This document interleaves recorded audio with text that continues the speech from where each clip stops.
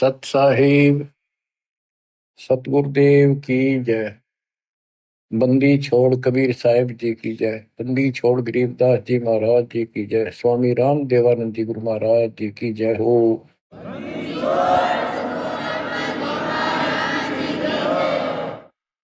सर्व संतों की जय, सर्व भक्तों की जय, धर्मी पुरुषों की जय।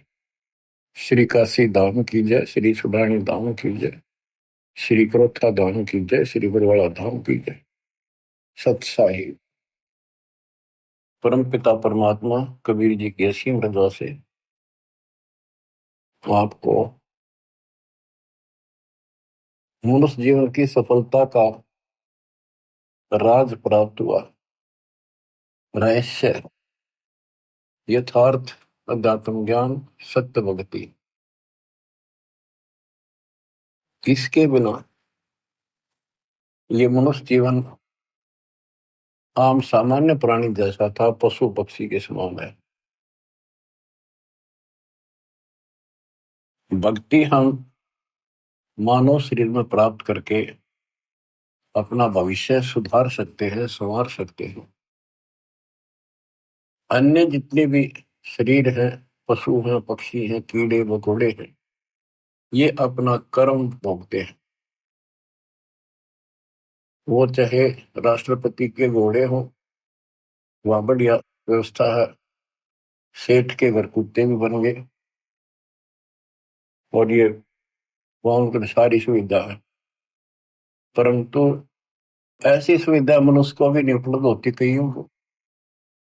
तो कहने का भाव ये है, मनुष्य जीवन यदि भक्ति नहीं करते मानो स्त्री पुरुष, तो उन पशु पक्षियों में उसमें कोई अंतर नहीं। सुविधा कर्मानुसार पूर्व जन्म के संस्कारों से सबको प्राप्त होती है। दुख और सुख दोनों साथ रहते हैं। अब बात आती है कि भक्ति करनी चाहिए, अवश्य करनी चाहिए।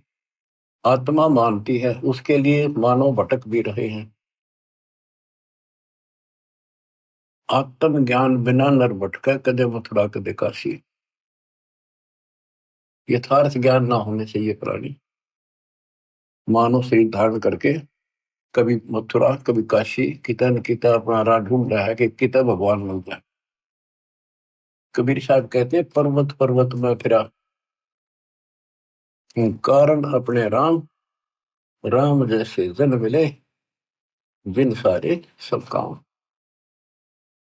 बताओ कि परमात्मा की खोज में पहाड़ों पर गए, तीर्थों पर गए, संत समागम अटेंड करे, दान धर्म किए, जैसा मार्गदर्शन मिला, और भी देवी देवता पीर मनाए, मंदिर मस्जिद पूजे, तो मनुष्य जीवन प्राप्त प्राणी को सबतर लगन लगी होती है, क्योंकि वो पिछला संस्कार चंगा होता है, उसका बहुत अच्छा संस्कार होता है, इसलिए मानव शरीर प्राप्त होता है। अच्छा संस्कार कैसे मिलता है? कोई भक्ति की है, धर्म पुण्य किए होते हैं, तो उस कारण से इस मनुष्य जीवन में भी प्रेरणा बनी रहती है कि अच्छे काम करो, कोई भक्ति करो। लेकिन जिनको हम अच्छे काम समझ कर रहे थे, धर्म कर्म भी करते थे और भक्ति भी करते थे, वो शास्त्र विरुद्ध होने से, वो एक आने की नहीं, एक नए पैसे की नहीं। क्योंकि हमारे जो स्पिरिचुअल हैं, हमारे जो आध्यात्मिक ग्रंथ हैं, ये भगवान के विषय का संविधान है। इसमें जैसा कुछ करने को कहा है और न करने को कहा है, हमने वो ही करना पड़ेगा, तभी सफलता होगी। जो हमारे ग्रंथ बताते हैं, हमने उनके अनुसार चलना होगा। इसके लिए जो से हिंदू समाज है, वो अपनी पवित्र गीता, पवित्र वेदों और पवित्र पुराणों को सत्य मानते हैं। और हमारे हिंदू धर्म के धर्म गुरुओं ने जो ज्ञान बताया, उन्होंने यही कहा है कि गीता वेद पुराणों में ऐसा ही लिखा है, ये भक्ति करो।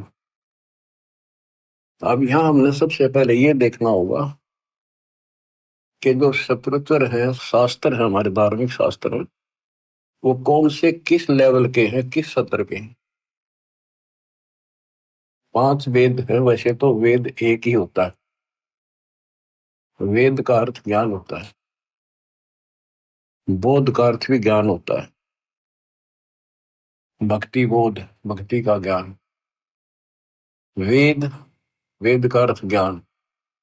सूक्ष्म वेद यानी सवसम वेद, जो भगवान ने सब अपने मुख से बोला होता है, उसको सवसम वेद, सूक्ष्म वेद बोलते हैं। ये कंप्लीट, इसके अंदर कंप्लीट मार्गदर्शन है। ये कंप्लीट है, संपूर्ण है। यह वेद परमात्मा ने, जब हम अपने कर्म फोड़ कर यहाँ पृथ्वी पर इसके साथ आगे, इसके ब्रह्मांडों में, जब तक हमारी पूंजी रही तो हमें सारे ठाठ दिए इसने, आप भी लूटता रहा। और जब हमारी पूंजी लाए थे वह खत्म हो गई, हमें पटक दिया धरती पर, फिर कमाओ और फिर ऊपर आओ। आपको मैं बार बार बताता हूँ, ये कोई बच्चों की कहानी नहीं है, ये सच से परिपूर्ण है और आपने इसको सत्य मानना होगा।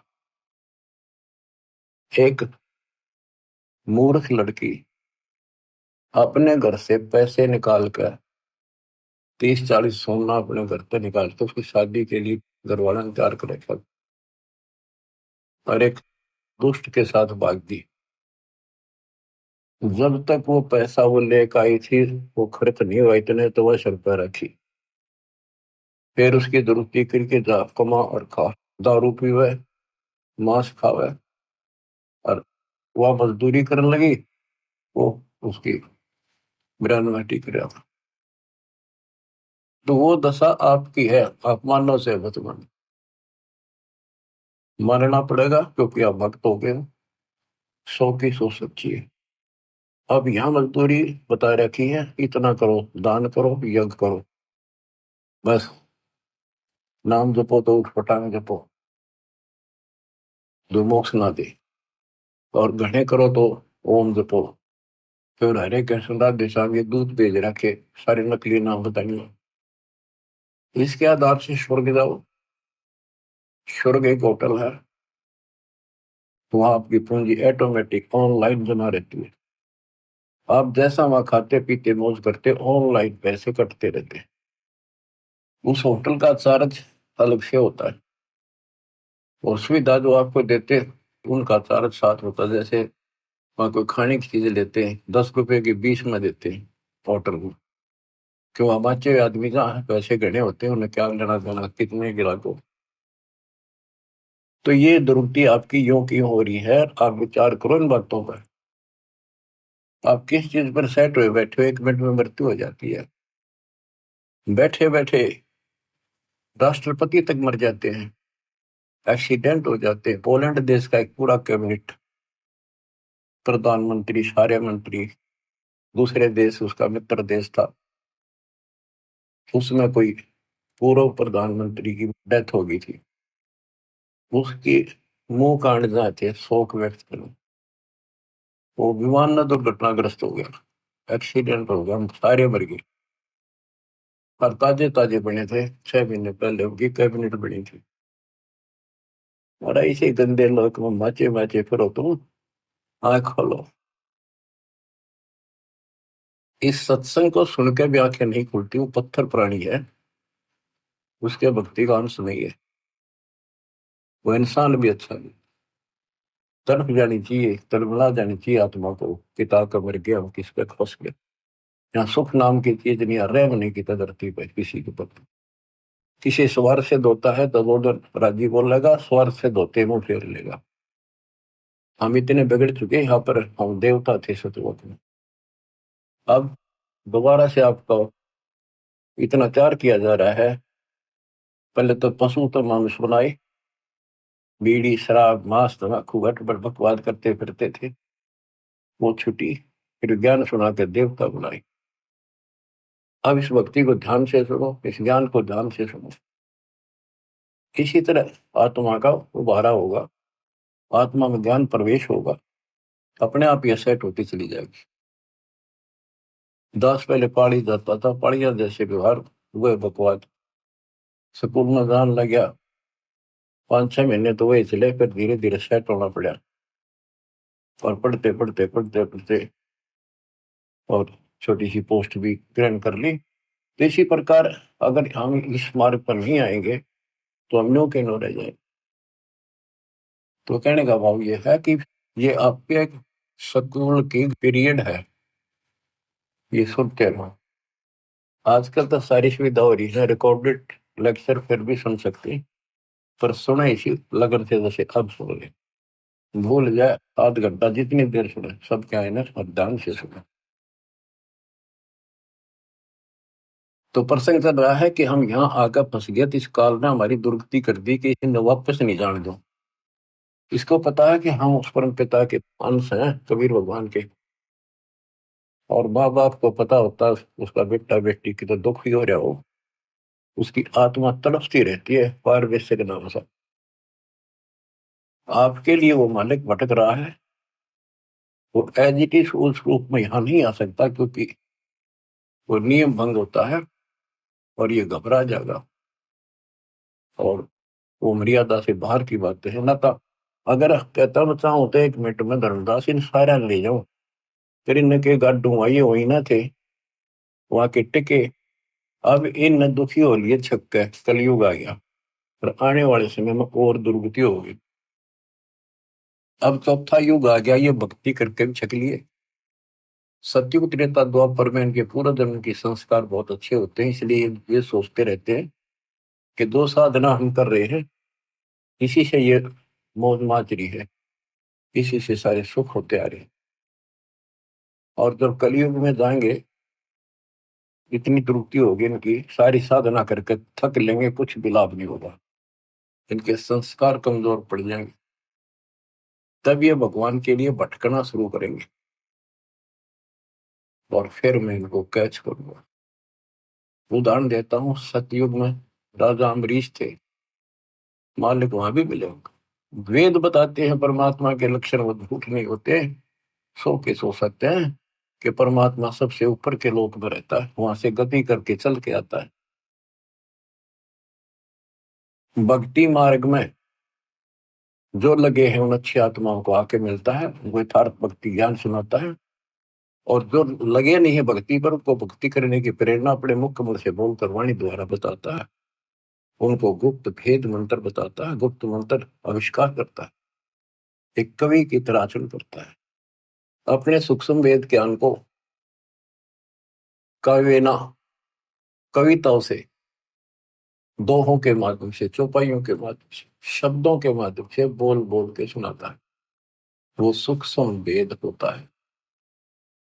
तो अब ये सूक्ष्म वेद बताता हूं, परमात्मा ने वो सूक्ष्म वेद इस ज्योति निरंजन काल सर्वपुरुष सर्वब्रह्म के अंतःकरण में वहां से ईमेल कर दिया। इसके अंदर इसने उसको बाहर निकाला, श्वास से पढ़ा, इसने वो जानकारी ऊपर की कति खत्म कर दी जो हम समझ सकते थे, वो मंत्र भी नष्ट कर दिए, सारी जानकारी खत्म कर दी, अपने तक भक्ति रख ली, बाकी थोड़ा बहुत ज्ञान जो सांकेतिक ज्ञान में रह गया। तो जिस आधार से, जैसे ब्रह्मा जी सबसे पहले कमल के फूल पर बैठे थे, अपने पुत्र नारद के प्रश्न का उत्तर दिया, और नारद ने पूछा था कि पिताजी आप सच बताना कि सारी सृष्टि के रचनहार कौन है, किसने ब्रह्मांड बनाए, कौन ये पालन करता है वास्तव। ब्रह्मा जी कहता, बेटा नारद इसका क्या जवाब दूं, मैं जब होश में आया, मैं कमल के फूल पर विराजमान था, कमल का फूल जलमय होता है, चारों तरफा गाद जल था, मैं सोच रहा था मेरे को किसने उत्पन्न कर दिया, मेरा क्या उद्देश्य है। आकाशवाणी हुई तप करो, मन कमल के फूल पर बैठे बैठे 1000 वर्ष तप किया, फिर आकाशवाणी हुई सृष्टि करो। उसके बाद लंबी कहानी है, फिर बताऊंगे। तो उसके बाद ये ब्रह्मा विष्णु महेश तीनों इकट्ठे कर दिए, देवी ने इनका ब्याह कर दिया, पाश्चर्य श्री रचो सागर मंथन प्रथम किया था, वेद निकले 4, ब्रह्मा ने वेद पढ़े, उसमें से ओम मंत्र ले लिया। आकाशवाणी से जो हुआ था तप करो, वो तप, ये सोच लिया भगवान का आदेश है, तप करो। वेद भी भगवान गिवन है, गॉड गिवन है, भगवान के दिए हुए, भगवान परमात्मा दत्त है। इनमें ओम नाम, यजुर्वेद अध्याय 40 मंत्र 15, चारों वेदों में कहीं भी फिर दोबारा इसका रिपीट नहीं किया, एक जगह लिखा है और स्पष्ट कर दिया, ओम करतु समर्थ कलवे समर्थ कर्तुम समर्थ। ओम नाम का जाप काम करते करते सुमन करो, विशेष कसक के साथ सुमन करो, अपना मूल कर्तव्य समझ कर सुमन करो। अब दास आपको समझाना चाहता है कि ये हमारे दातम ग्रंथ है, शास्त्र है, ये कौन से किस सत्र के? इन चारों वेदों का सारांश श्रीमद् भगवत गीता है। और पुराण क्या है? ब्रह्मा जी ने जो ज्ञान प्राप्त हुआ, जैसा वेदों को समझा, तो उसके अनुसार अपनी संतान ब्राह्मण ऋषियों को बताया। तो ऋषियों ने ब्रह्मा से प्राप्त ज्ञान है, ये ऋषि ब्रह्मा जी की संतान है, ब्राह्मण सारे। तो ब्रह्मा जी कहता कि मैं तो कमल के फूल पर बैठा था, मुझे नहीं पता मैं कहां से उत्पन्न हो गया। ये फिर जानी जान नहीं है, सर्वज्ञ भगवान नहीं है। इसने जो ज्ञान अनुभव किया, तो इसने अपनी कथा बताई, तो इस आधार से ऋषियों ने तप तो ब्रह्मा जी से प्राप्त कर लिया। ब्रह्मा जी ने बता, वेदों में केवल ओम नाम है, ओम नाम वेदों से ले लिया। तो इससे इस आधार पर ब्रह्मा जी के वंशज ऋषियों ने तप किए, जबरदस्त तप किए, शरीर गाड़ दिए, परवाह नहीं की, मिट्टी चढ़ गई शरीरों पर, खाना पीना त्याग कर मन की चाह मन लगे कि भगवान मिले तो जीवन सफल, नहीं तो व्यर्थ है। तप किया, ओम नाम का जाप किया। ओम नाम के जाप से ब्रह्मलोक प्राप्त होता है। गीता अध्याय 8 श्लोक 13 में गीता बोलने वाला कहता है, मुझ ब्रह्म का ओम इति एक अक्षर ब्रह्म व्यवहारं माम अनुसमण यह परियाति तदंदेह स याति परमां गति। ओम इति एक अक्षर, केवल एक ओम अक्षर है। ब्रह्म व्यवहारं माम अनुसमण, मुझ ब्रह्म का स्मरण करने का, माम ब्रह्म। और जो इसका अंतिम सांस तक स्मरण करता हुआ शरीर त्याग कर जाता है, वो ओम से मिलने वाली प्रगति प्राप्त करता है। देवी पुराण श्री देवी दुर्गा जी अपने शिष्य प्रिय शिष्य हिमालय राजा को ये बताती है कि यदि तुम्हें मोक्ष चाहिए, तो उसने कहा जी मुझे ब्रह्म की जानकारी दो, मोक्ष मार्ग बताओ।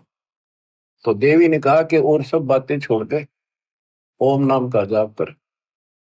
इस ओम नाम के जाप से तू ब्रह्मलोक में जाएगा, जहां पर वो ब्रह्म रहता है उसको प्राप्त कर लेगा, तेरा कल्याण हो। गीता अध्याय 8 श्लोक 13 में कहा है कि मुझ ब्रह्म का एक ओम मंत्र है। यजुर्वेद अध्याय 40 मंत्र 15 में कहा है कि ओम का नाम जाप करो। 8वें अध्याय के 16वें श्लोक में कहा कि ब्रह्मलोक में गए प्राणी भी वापस आते हैं। बच्चों, इसने जुल्म कर रखा, कभी रास्ता नहीं दे रखा था। खुद मालिक आए, अपने बच्चों को ऊपर ले जाके अपनी समर्थता अपनी शक्ति से परिचित करा, फिर वापस छोड़ा। 600 साल हो गए इस प्रोसेस में परमात्मा लगे हुए हैं, जिसमें 6 गवाह आपके सामने दास ने आई विटनेस बता दिए। जब जाके दास की भी तसल्ली हुई कि सचमुच कबीर इज गॉड, न कबीर न को भगवान माने, दानक जुला, सारी उम्र कपड़ा बनता बनता मर गया, रोटी भी ठीक से टाइम पर नहीं बनती थी, इसी को तो सक्षम कहते हैं। उसने जरूरत ही नहीं था, सब कुछ संकेत पे है उसके। 18 लाख बाबा जी आगे चेला समेत और सारी काशीनाथ जी कितने आए, 3 दिन तक भोजन खवाए। वो एक कुटिया में बैठा था जब भी, घर में कुछ नहीं था।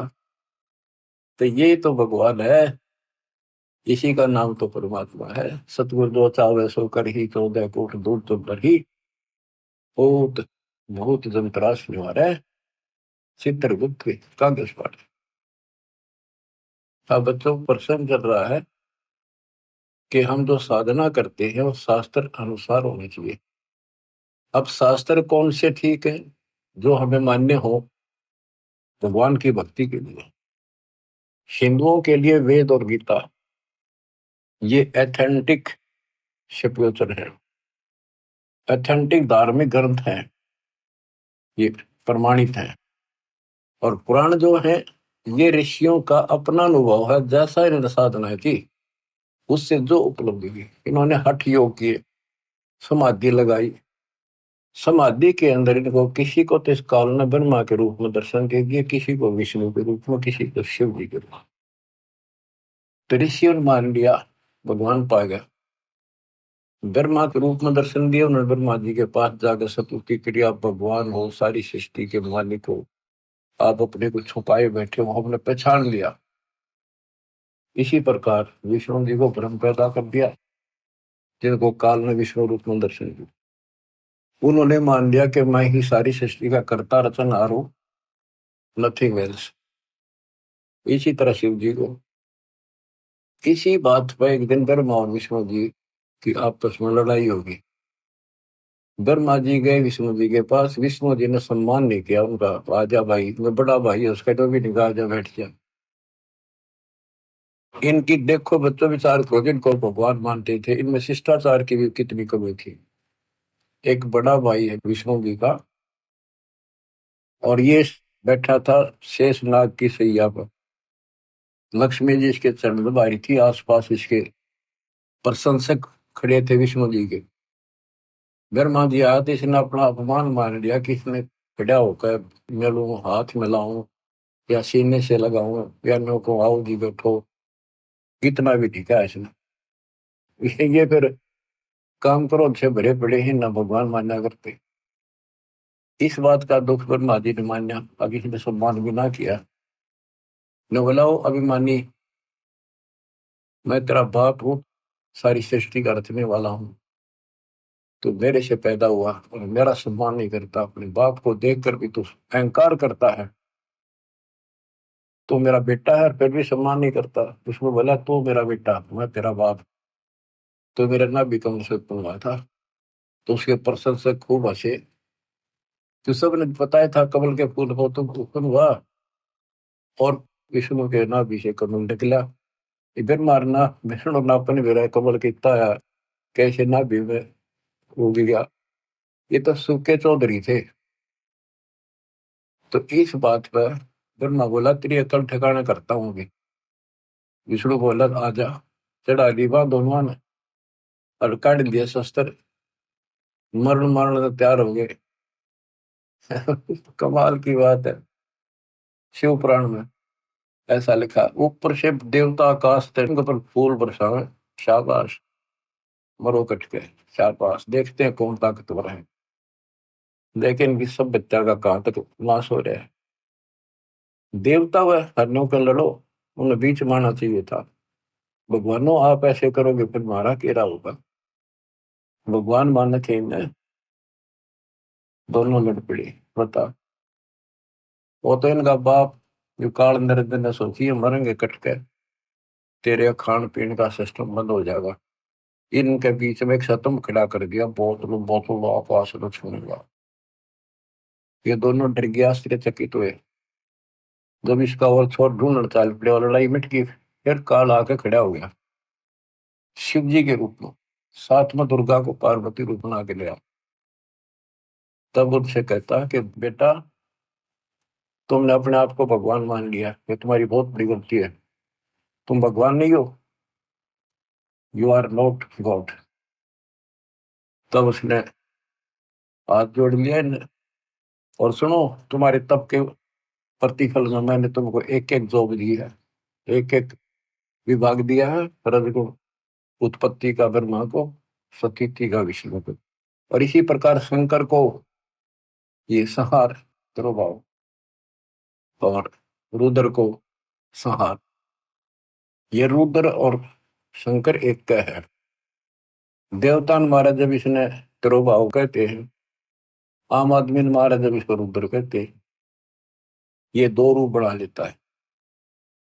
वैसे इसके 11 रुद्र हैं, 11 रूप बनाए थे इसमें। अब देखो, ये पुराण है, शिव पुराण के अंदर विद्वेश्वर संहिता के अंदर अध्याय है। इन पुराणों में लिखा है कि ये शिव रूप में आकर प्रकट हो गया। दो तो ये हो गए, फिर मार विष्णु पुत्रों, उनको पुत्रों कहा। और इसी प्रकार शंकर और रुद्र, वो 4 अलग हो गए, हरियो 5वां। वैसे तो चौथा ही है। तो ये भी ना समझ पाए कि जो इनका बाप है, और ये नौकी इनका कोई माता पिता ने, और फिर इसने के जुल्म करा। ये बताऊं तो सर्वभाव है, ना बताऊं ज्ञान अधूरा। ये शिव के मंदिरों में तो शिवलिंग रखे हैं, इनको आगे विस्तार ना करूं तो अच्छा है। एक मिट्टी के पत्थर के बने हुए ये 2 आइटम इन्हें दे गया आराम खोर। ये डरता नहीं है, माथे गला लिए वह शिवलिंग पूजा। Private part of Shiv and Parvati, ये बदमाशी कर गया। अब सारा संसार इन पर मत्था टेक कर थरा बेड़ा करे कोई। इसने ऐसा नाश कर रखा। सतगुरु आए दया करी, ऐसे दीन दयाल बंदी छोड़ वृतास का जठर में कृपा। इसने नाश करने में कसर नहीं छोड़ रखी दत्त की, और दाता ने विकास करने में कसर नहीं छोड़ रखी। अज्ञान कितनी देर रुक आता है, अंधेरा लाइट के सामने नहीं रुक सकता। अब ये रोशनी उदय होगी है, सूर्य उदय हो गया इस तत्व ज्ञान का। अब सब अंधेरा मिटेगा। बच्चों, इस प्रकरण से संसिद्ध हो जाता है कि सबको कति मूर्ख बना रखा है। इसमें काल और दुर्गा और ब्रह्मा विष्णु है, इसको तो ज्ञान नहीं बेचारों को। इनको जैसे ही डरा धमका कर ला देते उसी तरह लग देते। उसके बाद यह शिवलिंग पूजा शुरू होगी और तेरा गजब हो गया। अब आते इस बात पर कि हम भक्ति करें तो शास्त्र अनुसार करें। यदि पुराणों अनुसार करेंगे तो ये डले ढोएंगे जो इन्हें बता रखे भगवादिया ने। गीता और वेद गॉड गिवन है, कबीर गॉड गिवन। तो इनके अंदर इनके अनुसार साधना करनी पड़ेगी, लेकिन इनमें इनकम्प्लीट नॉलेज भी है और वे ऑफ वर्शिप भी इनकम्प्लीट है। ज्ञान झूठ नहीं है वेद और गीता में, लेकिन संपूर्ण नहीं है। अधूरे ज्ञान से अधूरा काम, संपूर्ण ज्ञान से संपूर्ण ज्ञान। श्रीमद् भगवद गीता श्री कृष्ण जी ने बोली, ये मानते हैं। इनका बिल्कुल ठीक है, क्योंकि वो बोलता श्री कृष्ण लिखा था, अंदर कैसेट काल की चढ़ा रखी थी। काल बैठ कर बोल गया ब्रह्म। अब गीता में क्या बताया है, ये खुद अपने को नासवान बताता है। गीता अध्याय 2 के श्लोक 12 में, 4 के 5 में, 10 के 2 में, कि तेरे और मेरे बहुत दिन होगी अर्जुन, तू नहीं जानता, पर ये आगे भी होते रहेंगे। ये मत समझो कि आज ही जन्म है, पहले भी जन्म में थे, आगे भी होंगे। मैं जानता हूं, मेरी उत्पत्ति को ये देवता नहीं जानते। 10वें के 2 में कहा, क्योंकि ये मेरे से उत्पन्न हुए। अब बाप की उत्पत्ति को बच्चे कैसे जाने, दादा बताओ भाई। तो दादाजी कबीर भगवान इनके दादा है। तो बच्चों, कौन ब्रह्मा का पिता है, कौन विष्णु की मां, शंकर का दादा कौन है, हमको दो बता। ब्रह्मा विष्णु महेश तीनों भाई। इनका पिता ज्योतिर्नंदन, मां दुर्गा, और दादा सतपुरुष कबीर भगवान। गीता अध्याय 16 श्लोक 23 में कहा है कि जो शास्त्र विधि को त्याग के मनमाना आचरण करते हैं, उनको ना सुख प्राप्त हो, ना कोई सिद्धि प्राप्त हो, ना उनकी गति यानी मोक्ष हो। फिर भक्ति करते इसी के लिए। गीता 10, 16 श्लोक 24 में स्पष्ट कर दिया कि इससे करते और अकर्तव्य में जो करने योग्य कर्म है, न करने योग्य कर्म है, उनके लिए अर्जुन ये शास्त्र ही प्रमाण। शास्त्र आपको सिद्ध कर दिया, गीता और विष्णु इनके सतर के। हम बच्चों, हमारे लिए जो शास्त्र है हमारा सूक्ष्म वेद है, जो कबीर गॉड गिवन है। हमारे को इसकी कति जरूरत नहीं थी, ना गीता की, ना वेदों की, ना पुराणों की। और 17 फरवरी 1988 को दास का भाग्य उदय हुआ। पूज्य गुरुदेव से दास की किस्मत जागी, दीक्षा प्राप्त हुई, दीख मिली। उससे लेकर सन 2000 तक दास परमात्मा कबीर जी द्वारा दिए ज्ञान और संत गरीबदास जी के अमर ग्रंथ के आधार से सत्संग किया करता था दास। उनकी ऑडियो भरी, उनकी वीडियो भी तैयार की थी, कैसेट बना करके बड़ी बड़ी सी, वो वीसीआर में चल करती। तो उसके बाद एहसास हुआ कि ये ज्ञान तो भगवान पहले बताया करते हैं, किससे नहीं माना। बाद में सारे भाग्य 64 लाख और खूब लाभ हुए। जब तक मालिक तेरे को पहचानेंगे नहीं, गॉड नहीं मानेंगे, भगवान नहीं मानेंगे, कोई नहीं टिकेगा। दास को प्रेरणा दी गुरुदेव ने कि हो सकता गीता वेद पुराणों में पाना चाहिए ये ज्ञान को, कि भगवान बता रहे हैं ऐसा है, और वेद गीता सच्चे हैं तो इनमें पाओगी बात कुछ ना कुछ। 2001 में दास ने ये गीता मंगाई, उसको पढ़ना शुरू किया। मालिक की कुछ रजा थी, दूसरी खोलते तीसरा पेज पलटा, अध्याय 18 का श्लोक नंबर 61 शुरू में है। ये और गीता भी हाथ लागी, जिसमें आमने सामने शब्द और अर्थ है। ये दूसरी आ जाती तो मत्था मार के बैठ जाता मैं भी। तो इसमें अर्थ सामने है, प्रतीक एग्जैक्ट ज्ञान समझ में आ जाता है। तो उसमें पाया कि परमात्मा सबके हृदय विराजमान है, कर्मानुसार एक यंत्र की तरह घुमाता है। और हे अर्जुन, तो स्वभाव से उसी परमेश्वर की शरण में जा, उसकी कृपा से तो परम शांति को, सनातन परम धाम को प्राप्त कर। मेरा तो एकदम जैसे नींद तो जाग्या कर आदमी, और सोपन देख ले को घना अच्छा, और कूदता उठा करे, वह बनी मेरे साथ। ओ तेरे की, फिर लगा नोट कर लिया ये श्लोक अध्याय। फिर देखा धीरे धीरे रो तेरे की सारा खजाना बड़ा सारी है सच्ची परमात्मा की। 15वां 8वां अध्याय 7वां देखा, रजगुण ब्रह्मा सतगुण विष्णु, यह हम पढ़ाया करते सूक्ष्म वेद में। रजगुण ब्रह्मा तम गुण शंकर, सतगुण विष्णु कहावरी, चौथे पद का भेद निहारा, डरला सदगुण पावरी।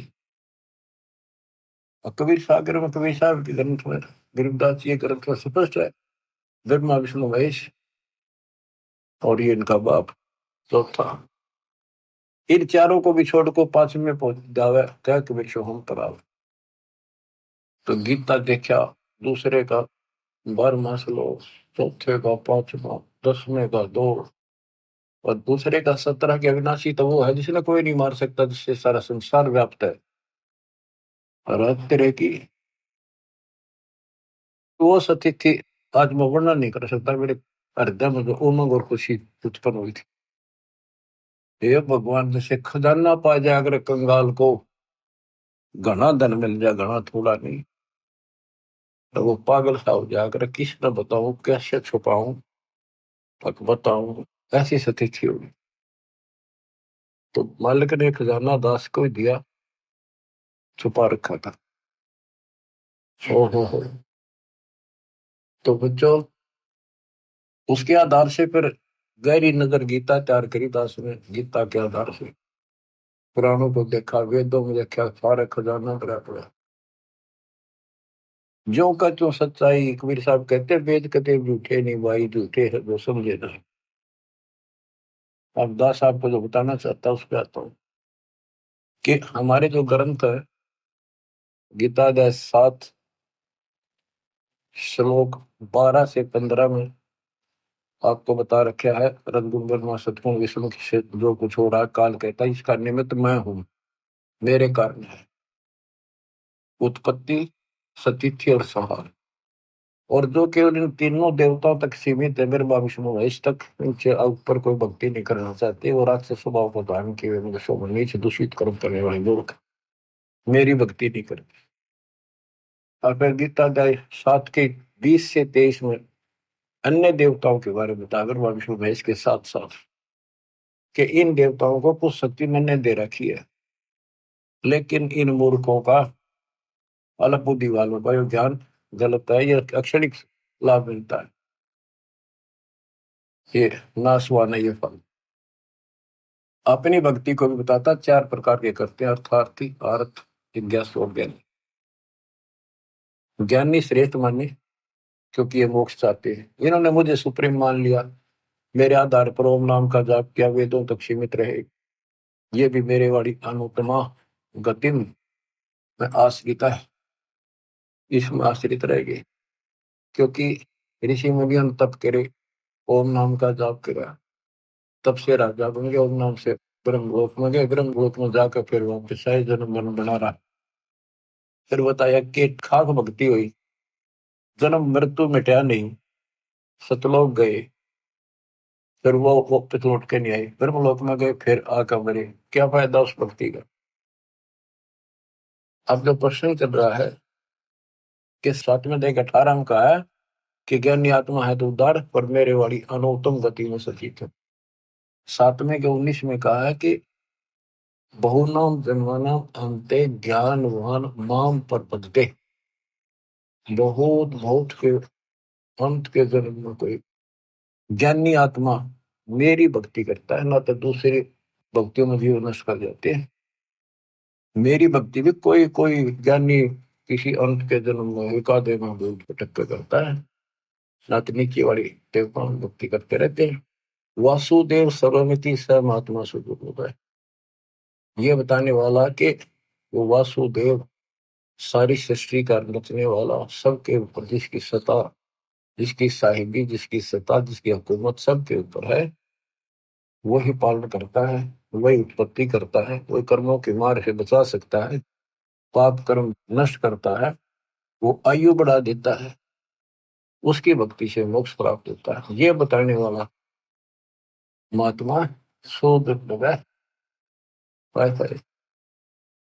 गीता अध्याय 4 श्लोक 32 में कहा कि वो परमात्मा सच्चिदानंद घन ब्रह्म।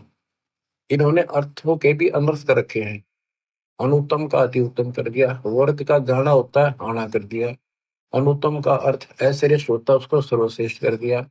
यहाँ गीता अध्याय 4 श्लोक 32 में ब्रह्मण मुखे शब्द है, उसका ब्रह्मण का अर्थ वेद कर दिया, यहाँ लिखना था सच्चिदानंद घन ब्रह्म। गीता अध्याय 17 श्लोक 23 में ब्रह्मण शब्द है, उसका अर्थ वहां इन्होंने ठीक रखा है, सच्चिदानंद घन ब्रह्म। ओम तत्सत यानी सच्चिदानंद घन ब्रह्म की उपासना का केवल त्रिविध समर्थ है, 3 प्रकार से शिवण है इसका, 3 मंत्र का। अब आता हूं मैं चौथे के 32 में, उसमें क्या कि परमात्मा अपने मुख कमल से, सच्चिदानंद ब्रह्म अपने मुख कमल से वाणी जो बोलता है, उस वाणी में ऐसा ज्ञान है जिससे सारे कर्म समाप्त हो जाते हैं, जन्म मरण मिट जाता है, सदा सुखी हो जाता है। उस ज्ञान को चौथे अध्याय के 34 में तत्वदर्शी संतों से पूछो, दंडोत प्रणाम करो। दंडोत प्रणाम करने से, निष्कपट भाव से, सरलता पूर्वक, नम्रता पूर्वक प्रसन्न करने से वो तत्वदर्शी संत जो तत्व ज्ञान का उपदेश करेंगे। उस परमात्म तत्व का, कौन से का, 18वें अध्याय के 62 वाले का, उस परमात्मा का उसका ज्ञान होता है। वो कौन है? 7वें अध्याय के 29वें श्लोक में गीता बोलने वाले ने कहा है कि जो केवल जरा वृद्धावस्था के कष्ट से, बच्चों, वृद्धावस्था का जो दुख है ना, ये मृत्यु दे घूमता है, मौत तो एक बार हो जाए, और यो कम से कम 20 साल मरे, फिर एनमाटी, कभी आंख दुख है, कभी चार दुख है, कभी टांग दुख है, कभी शुगर बढ़ गई, कभी बीपी बढ़ गया, उठा जाना बैठा जाना, कब्जी होगी, गैस में, तो सुना नहीं, रोए बैठ के। तो कर्महीन इंसान तो भक्ति नहीं करते, भक्ति करने वालों पर यह असर नहीं होगा, लेकिन मर्यादित रहेंगे तो। भक्ति भी कबीर साहब की अरदास के माध्यम से, कि वो केवल जरा मरण से छूटने का, मृत्यु से दुख से बचने के लिए केवल प्रयत्नशील है और कुछ नहीं मांगते। वो तत्परम से, सारे धातुओं से और सारे कर्मों से परिचित है। आठवें के प्रथम अर्जुन ने प्रश्न किया, किम तत्परम, तीसरे में उत्तर दिया, आठवें के श्लोक में तीसरे में, वो परम अक्षर परम है। आठवें के 5-7 में गीता बोलने वाला अपनी भक्ति कहता है, मुझे भक्ति कर मेरे पास रहेगा, जन्म मरण बराबर रहेगा अपना दोनों का। ये पहले ध्यान में सिद्ध कर दिया आपको। 8 में के 8, 9, 10 में कहा, सचिदानंद घन ब्रह्म की जो भक्ति करता है, परम अक्षर ब्रह्म जी उसके पास जाता है। 15वें अध्याय के चौथे श्लोक में कहा है कि तत्व ज्ञान रूपी शस्त्र से इस ज्ञान को काट कर उसके पश्चात परमेश्वर के परम पद की खोज करनी चाहिए, जहां जाने के बाद साधक फिर लौट कर संसार में नहीं आते। जिसने सारी सृष्टि की रचना की है उसी की भक्ति की। 15वें अध्याय के 17वें श्लोक में कहा कि उत्तम पुरुषत्व ने परमात्मा के उदाहरण थे। उत्तम पुरुष, पुरुषोत्तम श्रेष्ठ परमात्मा तो कोई और है? जो परमात्मा कहा जाता है, परमात्मा, और जो तीनों लोकों में प्रवेश करके सबका धारण पोषण करता है, वो अविनाशी परमेश्वर है। अब गीता यही समाप्त हो जाती है जब ये कहता है कि उस तत्व ज्ञान को किसी तत्वदर्शी शब्द से जाकर पूछो। मोक्ष उससे होना, जन्म मरण उससे मिटना, वृद्धावस्था का संकट उससे कटना, एक मालिक कुल का वही है। उसकी साधना कहाँ है? वो ना वेदों में। वेद कतेब, वेद ये 4 और 4 कतेब इन मुसलमानों की, ईसाइयों की, जबूर, इंजिल, तौरेत और कुरान। ये 4 कुरान, 4 किताब और 4 वेद कतेब एक जैसा ज्ञान है, यानी इनकम्प्लीट है। हम इनको गलत नहीं कहते कि गलत है, अधूरा ज्ञान है। अधूरे ज्ञान तो फिर लाभ क्या होगा, अधूरा ही काम। अब आपको बताता हूँ थोड़ा सा पाक कुरान मजीद। देखो इसमें क्या बताया है, एक चैप्टर है, उसका नाम है अस-सुरा, और संख्या नंबर है 42, यानी सूरत अस-सुरा 42, आयत नंबर, श्लोक नंबर 1-2। आयत नंबर 1 पर प्रथम में लिखा है आ मीम। आ माने है, मीम माने मैं, है और मैं, ये 2 अक्षर अलग अलग, जैसे क, ख, ए, ऐसे है और मैं। फिर दूसरी आयत में लिखा है एन सीन काफ। जैसे हम पंजाबी सीखा करते थे, चौथी कक्षा शुरू हो जाती थी पहले पंजाबी, पंजाब ज्वाइंट था, हरियाणा और पंजाब एक थे।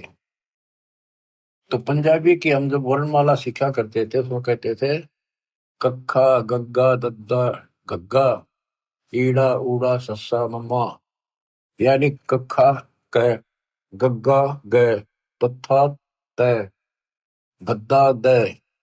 तो कक्खा गग्गा, क ख ग, ऐसे सीखना पड़ता था। तो एन का अर्थ है ए, सीन का अर्थ है से, का अर्थ है क। ये वर्णमाला है अरबी की, एन ए, सीन से, का क, ए से क।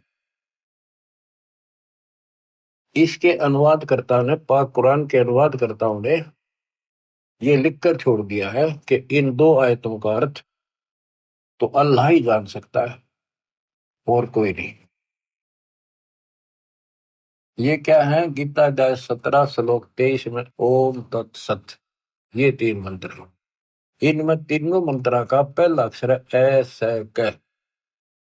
जिनको तीनों मंत्र प्राप्त हो बच्चे आसानी से समझ जाएंगे। ये वो मंत्रों का केवल पहला पहला अक्षर लिख रखा है, इसमें और नथिंग। तो ऐसा कहते के हासिल होना था, ओम तत्सत से क्या हासिल होना था, अब इसकी एब्रीविएशन निकली सारी। अब इसको सारे से विस्तार से करा, अब पता चला ये सूक्ष्म भेद में पहले ही था। बच्चों आंख खोलो, दास कौन है? कबीर साहब कहा करते हैं कि भाई मैं सारी सृष्टि का मालिक हूं, मैं खुदा हूं, लेकिन कौन जाने से बात नहीं। दास कहता विश्व में एक नंबर का तत्वदर्शी संत दास है, नथिंग एल्स। इतना कह रहा हूं मैं। अब पाक कुरान सूरत फुरकानी 25 में आयत 52 से लेकर 59 तक 52 से 59 में स्पष्ट किया है कि हे हजरत मोहम्मद, हे मोहम्मद, हे नबी, हे रसूल। कौन बोल रहा है? कुरान का ज्ञान देने वाला अल्लाह। कि ये काफिर लोग जो है कबीर अल्लाह को नहीं पूजते, इसके अतिरिक्त औरों को भी शरीक करते, दूसरे देवताओं को। तो इनके साथ संघर्ष करना कबीर के लिए, और इनकी बातों में नहीं आना। तेरी बात ना मानना, लड़ाई नहीं करनी, ते इनकी ना मानना, मेरी बातों में विश्वास कर। ये वही है जिसने 6 दिन में सृष्टि को 7 मिनट तक पैदा बैठा। सृष्टि में सारी आयु उत्पत्ति, माता पिता भाई बहन सब, सारी नदी नाले तारे पृथ्वी स्वर्ग पाताल सब बनाया उसी ने। और वही पाप कर्मों को नष्ट करने वाला है, गुनाहों को अच्छी तरह जानता है। उसकी खबर किसी बाखबर से पूछो। तो यहाँ पाक कुरान भी यहाँ पर समाप्त हो जाती है। इसमें वो ज्ञान है ही नहीं उस अल्लाह का जिसने सृष्टि रची। तो ये गलत नहीं कह सकते किसी ग्रंथ को, लेकिन ये इनकम्प्लीट है। इनकम्प्लीट से मोक्ष नहीं हो सकता। मोक्ष तो संपूर्ण अध्यात्म ज्ञान से होगा, और वो तत्वदर्शी संत बताता है। इसमें स्पष्ट कर दिया दोनों पवित्र धर्मों की पवित्र शास्त्रों ने कि पूर्ण परमात्मा की जानकारी तत्वदर्शी संत बताते हैं। जैसे पाक कुरान सूरत अस-सूरा 42 में प्रथम आयत में हा मीम, हा का अर्थ है, मीम का अर्थ है मैं। जैसे हा, मम्मा, कखा पंजाबी की वर्णमाला में, ये अरबी वर्णमाला है। और मैं, इसका अर्थ है हक मंत्र। हक मंत्र जिसके पहले अक्षर ये है एन सीन का। तो ये बच्चों, ये तो एक संकेतिक है। वेद कहते हैं जो तत्वदर्शी संत होता है वो सदग्रंथों के सांकेतिक शब्दों को विस्तार से खोल कर बताता है, उसका यथार्थ ज्ञान देता है। गीता अध्याय 7 श्लोक 19 फिर दोहराता हूँ। बहुनाम जन्मानाम अन्ते ज्ञानवान नाम प्रपद्ये। बहुत बहुत के जन्मों के किसी अंत के जन्म में कोई ज्ञानी आत्मा मेरी भक्ति करता है कर्म की, अन्यथा वैसे ही डले होकर चले जाते हैं। जैसे मार्कंडे ऋषि था, ओम नाम का जाप करा था, साथ में तप करा था। ये खिचड़ी ज्ञान है नहीं, सारे जड़े लोग हैं। चाचा कितने बड़े ऋषि लग गया करते तुमने, आज वो बालक दिखाई देंगे। इस बालक की दृष्टि से, तत्व ज्ञान की दृष्टि से देखोगे, उसने ब्रह्मलोक की साधना करने का ठान रखी थी। वही टारगेट था। इंद्र आया, इंद्र की उर्वशी भेजी, सब फेल होकर चली गई। तब इंद्र को कहता है, इंद्र आजा तो तेरे को सही मार्ग बता दूंगा। ब्रह्मलोक की भक्ति कर ले, ब्रह्मलोक में जागा, ब्रह्म की साधना कर। ये तो सब का ये ज्ञान भर रखा है। इंद्र स्वर्ग का राजा बोला जी फिर देखेंगे, ये तब ना मौज करते। ऐसे ही आप किसी आज कोई पोस्ट पर बैठे अच्छी, पर उसमें समझाने की चेष्टा करो, न कोई तो बाद की बातें फिर देखेंगे। कोई चौधर पूरी है, इब्राहिम सुल्तान आदम को देखो, क्या क्या सुख थे, भगवान ने नरक से काट के बाहर गिरा अपने बच्चे को। ये रोड मार रहा था, काल मूर्ख बना रहे। तो कहते हैं बहुत बहुत अंत के जन्म में कोई मेरी साधना करता है, मार्कंडेय ऋषि ब्रह्मलोक में जाकर फिर वापस आओगे, तब से राजा बनेगा, फिर गधा बनकर धक्के खाओगे। ये खाक साधना थी। ऋषि मुनि सब करें तपस्या, हे भगवान हमें मोक्ष दिए, तप करवा के राज दे दिया, 184 में ठोक दिए। आपको बताया शिवलिंग की पूजा किसने शुरू करी, इसने करवाई, पापात्मा ने। इसको परमात्मा कहते थे। बच्चों आँख खोल लो, उस बाल्य की कृपा कैसी बरस रही आपके ऊपर। और इतना ज्ञान समझ गए बच्चों, नहीं मानोगे तब तो पत्थर होकर। काम न मना नहीं किया किसी संत ने, लेकिन भगवान भूलना गलत है। खूब डटकर मेहनत मजदूरी करो, किसानी करो, दुकान पर जाओ, जो भी जॉब है काम करो, नौकरी करो, नेक नीति और डट कर सेवा करो, गफलत ना करो वहां पर, ताकि सबको अच्छा लगे कि भगवान से डरने वाला है, किसी भी काम में कोताही नहीं करता, कोई आलस नहीं करता, ठगी नहीं करता।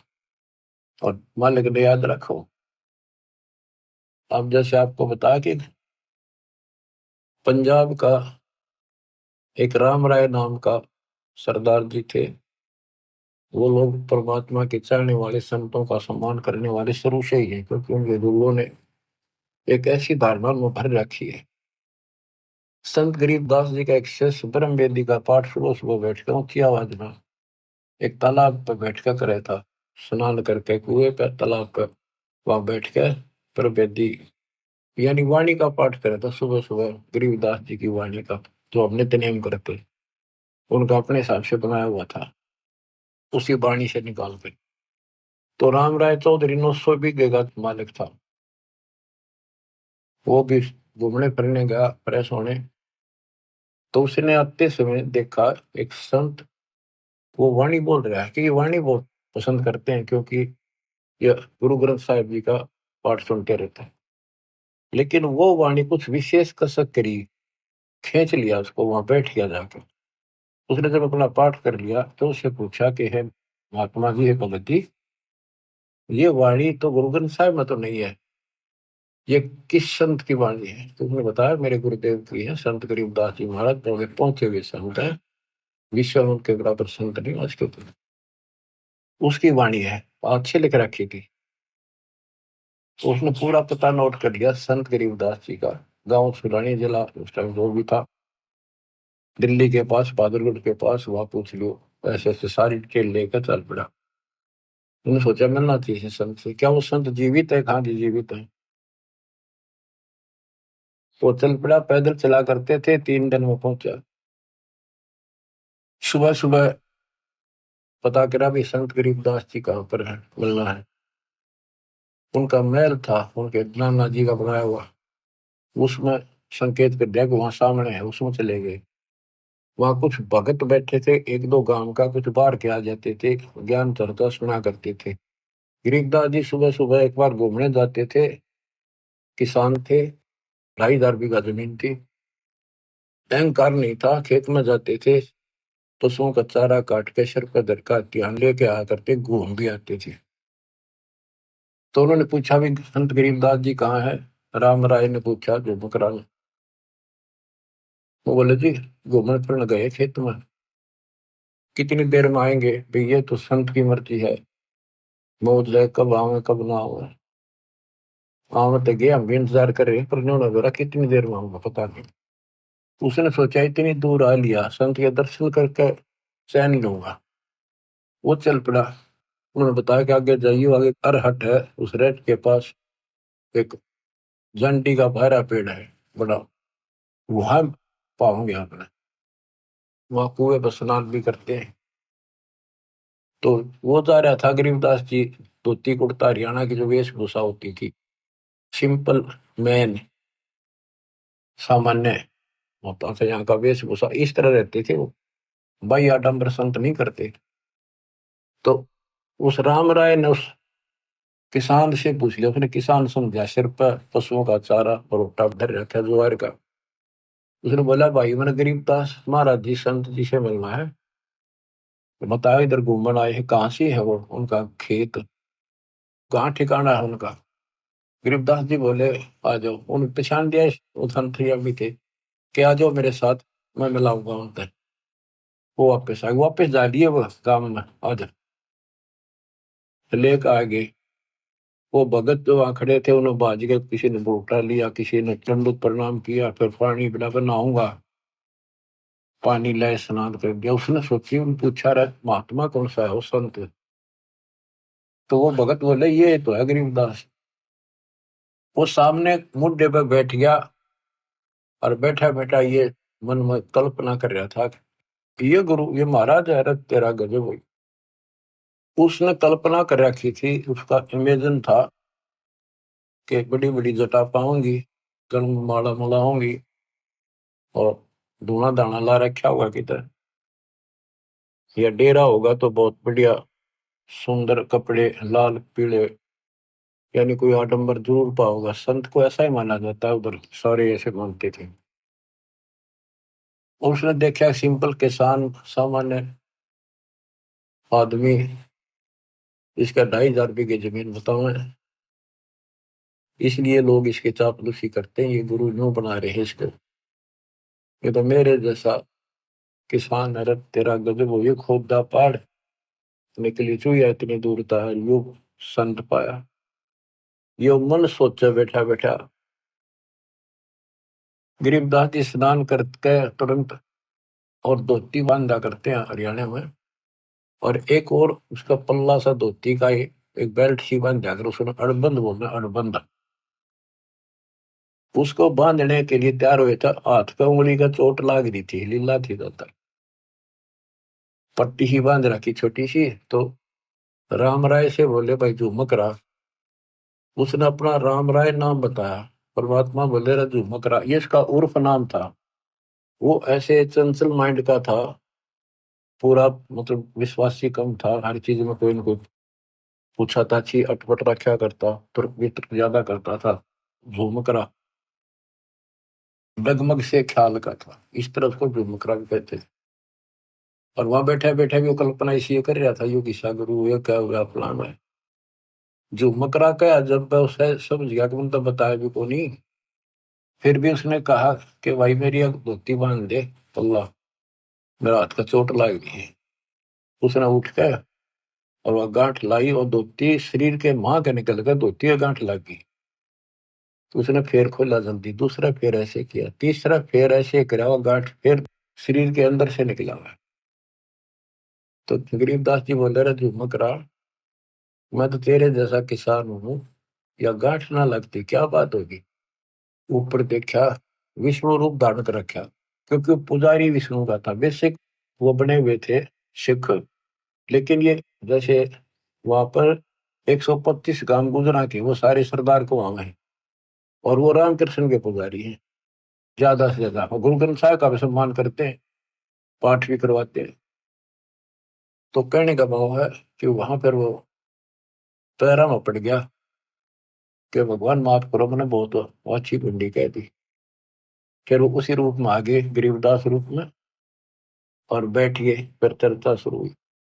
सारा ज्ञान समझाने के बाद वो राम राय कहता है भगवान मैंने सारा घूम लिया, ये ज्ञान नहीं पाया। गरीबदास बोले पाओ भी को नहीं। सब गीता का मूल है राई झूमक रहा, ये सुख संवेद समूल सुनो राई झूमक रहा, तत्व ज्ञान कोई ना कहे राई झूमक रहा, ये पैसे ऊपर नाच सुनो राई झूमक रहा, कोटों मध्य कोई नहीं रे झूमक रहा, अरबों में कोई गर्क सुनो राई झूमक रहा। बच्चों उनको पूरा ज्ञान बताया कि करोड़ों में नहीं पाओ तुझे इस ज्ञान को बताने वाला, अरबों में। उस समय संत गरीबदास जी थे, केवल संत गरीबदास जी थे पूरे विश्व में एक रिश्ता तो वेद जाने वाले। लेकिन वो डिस्क्लोज ठीक से नहीं करना था, उन्होंने लिखवा दिया सारा, आज ये आपके लिए खजाना आज खोलना था। अब कलयुग 5 बीत गया वर्ष जब। तो बच्चों आपकी किस्मत देखो, जन्म ऐसे समय में, ये बच्चों का काम नहीं, सामान्य बात नहीं है कि ऐसे संस्कार बनाना ही मालिक ने बनवाए। तेरा कितने युगों से आपको संवार संवार कर प्रेरित कर करके चार्ज करते ला रहे, और आज आज ऐसे समय पर आपको ऐसे समय पर जन्म दे दिया। करीब आने वाली संतान परमात्मा के बच्चे आपसे प्राप्त शरीर में तो बड़ी बुढ़ाई भगता होंगे। और बच्चों जिनके संतान नहीं है उन जैसा आज किस्मत वाला मैं नहीं मानता धरती में, तो समाज कुछ करो, क्योंकि अध्यात्म का जो पैमाना वो अलग है। उनने पिछले जन्म घने सुंदर जी रखे हैं, कभी किसी का एक दाना भी नहीं खाया, ना रखा ना दिया, परमात्मा की बातों पर कुछ असर किया, उनका लेन देन कति समाप्त कर दिया, करोसला रखा, इनका उन्हें सतभक्ति मिल गई, वो सीधे वहां जाएंगे। जब डटे रहे तो समाज की तरफ देखते नहीं, बकवादा बढ़ गए, किसी का गोद ले ला, फरान ले ला, यू सर दौड़ कर लेंगे, वो संस्कार फिर खराब करेंगे अपने। अपने वाले सुख नहीं देते कलयुग में, गोद लिया तुमने किसके सिर में मालिश करेगा। तो मेरा राय है इस कर्म में बना लो, निकल जाओ गंदे लोग तक, निकला जाता होता है। मैं तो दे दी है बालम बरे नु, मैं तो दे दी है बालम बरे, संसारी दी गल्ला चिन्ह न बूझ शब्द जो गहरे, मुर्दों से ती प्रीत लगावे न जाने सतगुरु मेरे। ऊंची थलिया खेती बोवे भूल रहे नज डरे, श्वेत छतर शिर मुकुट विराजे देखत नास चेहरे।